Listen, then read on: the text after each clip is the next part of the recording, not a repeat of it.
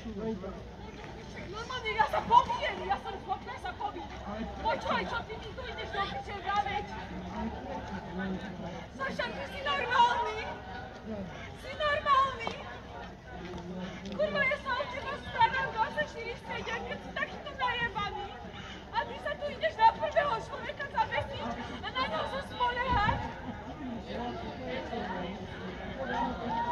Ja sa... On mi tu ideš čo si vraveť?